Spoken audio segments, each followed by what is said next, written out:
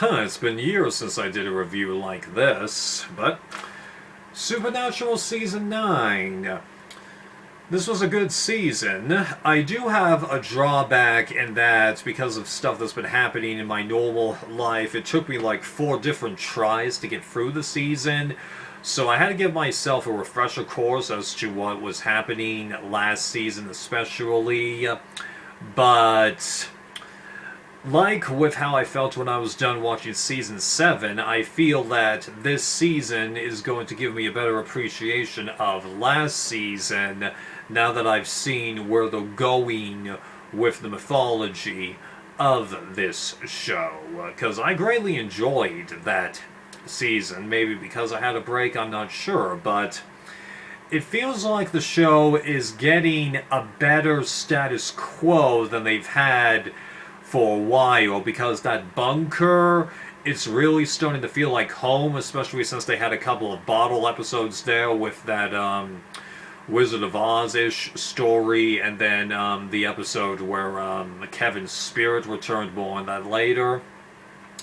And also, it's nice that it seems like they've let go of some of the extra characters that were filtering in over the last couple of seasons. I mean, like, other than Kevin, there really wasn't anyone that I truly disliked. Garth, I could tell that they were using him for a gag, and given how they gave him a better storyline in this season, I'm less bothered by him, but it still feels like that they're kind of retiring that character, which I think is going to help the show out a bit, because it seemed like that they had a few too many other people helping them out. Now, that's not to say that they didn't have other people helping them out on and off during the first couple of seasons, or just encountering other hunters. They did, but it just felt different this time. So, limiting some of the other characters, I think, is a decent move for the show. You want to bring them back a little bit later,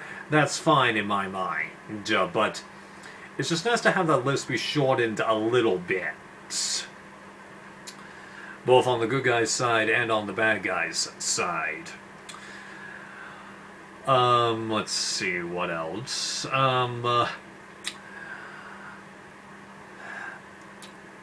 Also, what I really feel like the show did better this season was that they actually seem to have made some progress in dealing with bad guy characters. Now, obviously, they got rid of all those rich suit guys, the Leviathans, in Season 7, and Metatron. They managed to move along that story arc, so Metatron isn't just some random doofus in essence. He truly is the bad guy. So that helped to make this season a little easier to write on paper as to what's going on. And then what they did with I can't remember if Ezekiel is his real name, but the guy who let the Garden of Eden basically get infected. What they did with that character, yeah, originally the character was sort of just like a brute, not that much to him. And then when they introduced that hidden layer, I thought that they were going to make things too complicated. But once I see the actual end of that story, I'm like, whoa! Yeah! Because the twist that it went through, it wasn't too much out of left field. Yeah, I'm not the biggest fan of the cult-like behavior that various people demonstrated on both sides of the Kaz versus Metatron equation, but once I saw it all play out, yeah, that was good. And then Kaz, finally, the show seems to have made up his mind as to whether or not he's a good guy or a bad guy. Like, I was getting tired of that. Oh, yeah, don't get me wrong. Kaz was hella imperfect in Season 4, but so was every other bleeding angel. Okay, although Anna's bit, it took Season 5 for that to occur, and you know my thoughts on that, but finally, they made it clearer as to whether or not he's a good or bad guy, and that human aspect of things, even though it was boring for me to watch, Now that I'm on this side, I think that was necessary. He gets it. So, thank you for making me starting to like this character again, and you being a little more consistent in what you want to do with him. Oh, I'm sure eventually some other Angel story arc is going to cause him to have some trouble with the guys again, but come on, nah, okay? He is in many ways supposed to be not a true foil, but, you know, a barrier.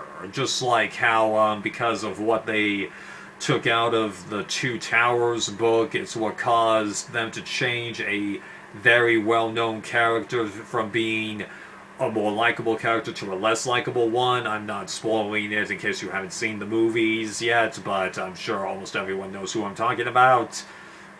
And even then, once you watch the movies, it's pretty obvious who I'm referring to. But it was just nice to get a consistent treatment for him again. I really appreciate that. And then Crowley, that's going to cause a whole new dynamic in his opposition to the Winchesters, because as the season demonstrated, he is somebody that wants power. He might not have wanted that originally, given how he's kind of made it clear that the body that he's in was not the original body that he was born with, because his son looks nothing like him. But even though the soul is gone, he kept all of the memories from back when he had a soul, although probably not that much of a soul, though, given how willingly it seemed like he coughed it up. But then again, that does fit with what happened in the Buffyverse, where Angel and Spike all remember everything about their human days, so, okay. I really am curious as to see what's going to be happening on the other side of this, because without Abaddon in the picture, and without Metatron, it seems like both sides of the good versus bad bit now have a better...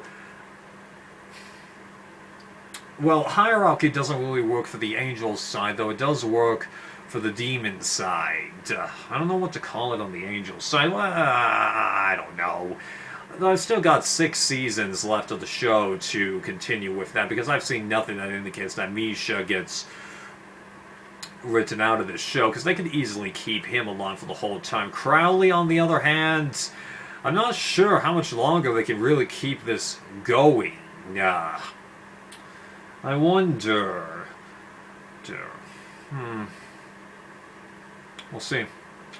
Yeah, I never adjust the proper term for the Angel side, but I'm sure I'll think of something down the line. Right, okay.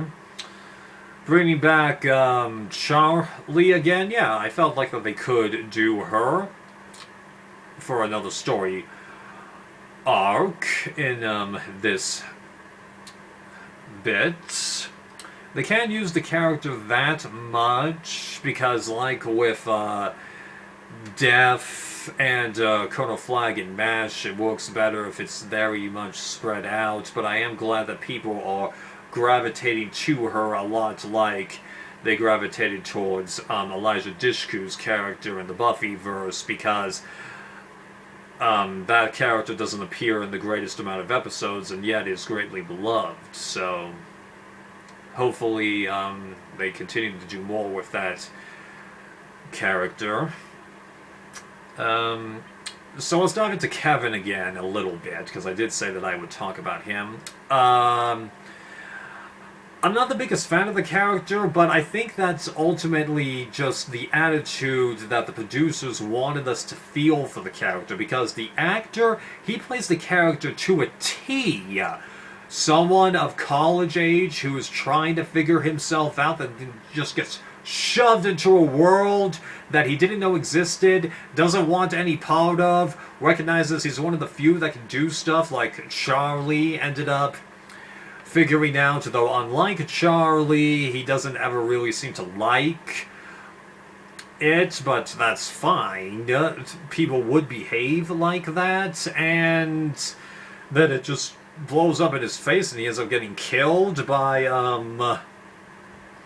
Ezekiel, and that was a tough scene because I didn't like the character, but the character did not deserve that. And Dean's guilt about it, well, someone who's much younger than him, who didn't grow up in the hunting bit, never really ended up embracing it, although that cop character in the Vampire vs. Werewolves vs. Shapeshifter episode, nice episode once I saw the whole thing, you get the attitude he's kind of embracing it, though I honestly would not be too surprised if that line at the end of that episode where his father's apparently calling him, I would not be too surprised one bit if that doesn't get continued, because when I listen to the commentary track for that episode, because I do all special features for this show,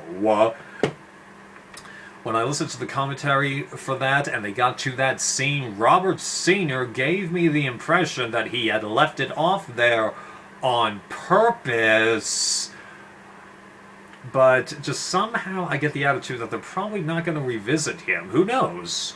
They easily could, they easily couldn't. That one I don't have a good predictor on. Like Charlie, I felt like I had a good prediction there.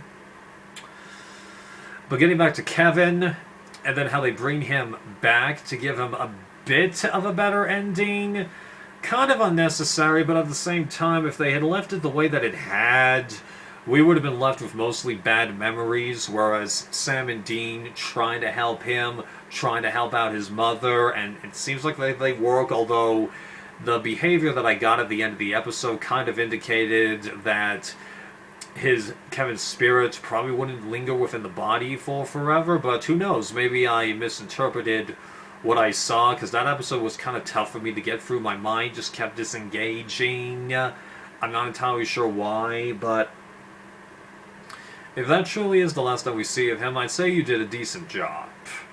And again, it has nothing to do with the actor. The actor is great.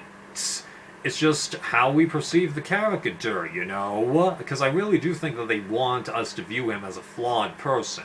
No. But we all have flaws, you know, and television can't be all sunshine and roses, okay? You gotta have drama. You gotta have dislikable things, because like that's all that's left for comic book superheroes. You have to make them less likable. There's just nothing else to do in both the films and the comic books themselves. You have to start doing things that are less formulaic and more out of left field, because there's too much other stuff. That's one reason why, even though I'm not really a fan of the Disney timeline, nonetheless getting rid of a lot of that EU stuff for Star Wars, it allowed them to create new stories, because they were seriously running out of room to create new ones. I've said it before, I said it again. I think at one point in that universe there were literally 3 different lost groups of Sith. It's ridiculous. And although to be fair, I don't think all of those lost groups were aware of each other, okay? I'll give them that. But anyways, getting back to what I'm actually supposed to be talking about. Ouch. It's a good season. It had its ups and downs, but Season 4 had its ups and downs. And did Season 3, in addition to that, give us the best impression of Sam and Dean here? No! Because as Ruby, Kaz, and, who was the bald guy? Not the black guy, the older one. I can't remember his name now, but they all did at some different points emphasize the problems with the brothers, but they themselves had views about the whole situation that we wouldn't like, you know? Plus, Ruby wasn't being completely honest. Yeah, But I'm liking where the show's going now, and I'm hoping that I continue to feel this way in its next few seasons. It's going to be interesting to see the next big story arc that the show's going to be going through, because there wasn't that much left at the end of the season, minus Crawley infecting Dean, but I wouldn't be too surprised if, like with Sam being in a coma, that gets resolved kind of quickly, and it's just after effects that remain. Oh, but they didn't go back and take care of Kane. Although Crowley's bit about the fact that it seems like he had already killed himself and then was somehow able to continue? Maybe that's why they didn't. Oh, okay. Because, I mean, like, if you put all of the unresolved stuff that this show has done, I'm sure that list is longer than we think. It just goes so long without having to do anything about it that it just never gets brought up again. Because, Dean killing Jewel Swait's character, and then her child, I'm sure that they're never going to bring that up again, just like how the Ragoul story in season 4, I think it was, that's not going to get brought up either. The kid of the guy who dies at the end of that episode, no way, absolutely no way. If that comes back that many times later when both Eric and Sarah have both left the show, okay, that'll be the shock of the century. Barely anyone will know what you're talking about. Okay, I think I've dragged this out long enough. Sorry that this wasn't as good as my previous season reviews, but as I mentioned, it took me a long while to get through this season. But I'll be viewing the next season with a fresh state of mind, and yeah. Toodaloo!